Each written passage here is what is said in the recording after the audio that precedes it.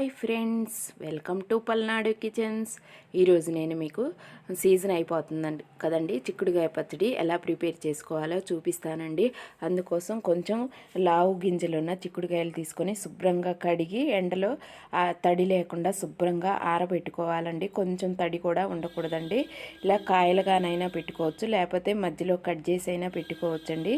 ఇప్పుడు నేను బాండీలో కొంచెం ఆయిల్ పోసి, ఒక పావు కేజీ ఆయిల్ పోసి ఈ కాయల్ని, చిక్కుడుకాయల్ని శుభ్రంగా మనం ఆరిపోయిన తర్వాత ఇలా ఫ్రై చేసుకోవాలండి. ఆయిల్లో కొంచెం ఒక 5 మినిట్స్ ఫ్రై చేసుకుంటే సరిపోతుందండి, ఎందుకంటే కొంచెం గింజలు పచ్చి వాసన పోతే సరిపోతుంది.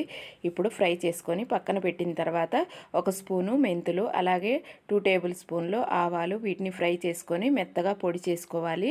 చూశారు కదా, నేను పొడి చేసుకున్నాను. ఇప్పుడు 2 టేబుల్ స్పూన్ల ఆవు పిండి, మెంతి పిండి వేసుకుంటున్నాను. చూశారు కదా, అలాగే నేను చిన్న రోల్లో కచ్చా పచ్చాగా చిన్నుల్లిపాయ కచ్చా పచ్చాగా దంచానండి. అలా దంచటం వల్ల మంచి స్మెల్ వచ్చిద్దండి. అలానే వేసే కంటే ఇలా కచ్చా పచ్చాగా దంచితే మంచి స్మెల్ వస్తుంది. అలాగే కారం చూశారు కదా, ఒక గిద్దడి కారం అయితే సరిపోతుందండి. ఇది ఒక 1/2 కేజీ చిక్కుడుకాయలు తీసుకున్నాను కదా నేను, ఒక చిన్న గ్లాసు దానికి మళ్ళీ హాఫ్ వేసానండి. మొత్తం కలిపి ఒక గిద్ద ఉంటుందండి. చూశారు కదా, అలాగే సాల్ట్ అయితే కనుక మనం హాఫ్ గ్లాస్ పోస్తున్నానండి, ఎందుకంటే మనం సాల్ట్ మళ్ళీ చూసి వేసుకోవచ్చండి.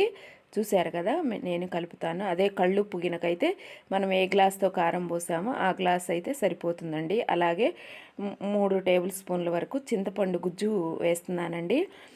చింతపండు పులుసుని ఉడకబెట్టి తర్వాత ఇట్లా మనం పులిహారకి చేసుకుంటాం చూడండి, చింతపులుసు అలా చేసుకోవాలి. మీకు చింతపండు గుజ్జు ఇష్టం లేకపోతే నిమ్మకాయ రసం అయినా పిండుకోవచ్చండి.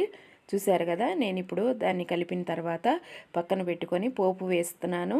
దాంట్లో జీలకర్ర, ఆవాలు, మళ్ళీ 4 చిన్నుల్లిపాయలు, ఎండుమిరపకాయలు, కరివేపాకు, అలాగే కొంచెం ఇంగువ కూడా వేసుకోవాలండి. నేను ఇంగువ వేసేది చూపించలేదు, ఇంగువ కూడా వేసుకోవాలండి. అలాగే కొంచెం పసుపు కూడా వేశాను. చూశారు కదా, కొంచెం చల్లారిన తర్వాత ఈ పోపు మనం చిక్కుడుకాయ పచ్చడిలో కలుపుకోవాలండి. చాలా బాగుంటుందండి ఈ చిక్కుడుకాయ పచ్చడి.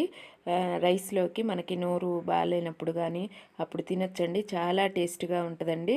సీజన్ అయిపోతుంది కదండి చిక్కుడుకాయలు, అందుకని ఇలా పెట్టుకోవచ్చండి. చూశారు కదా, ఈ వీడియో మీకు నచ్చినట్లయితే లైక్ చేయండి, షేర్ చేయండి, సబ్స్క్రైబ్ చేసి పక్కనున్న బెల్ ఐకాన్ని ప్రెస్ చేయండి. ఆయిల్ కూడా సరిపోతే మళ్ళీ కొంచెం పోసుకోవచ్చండి.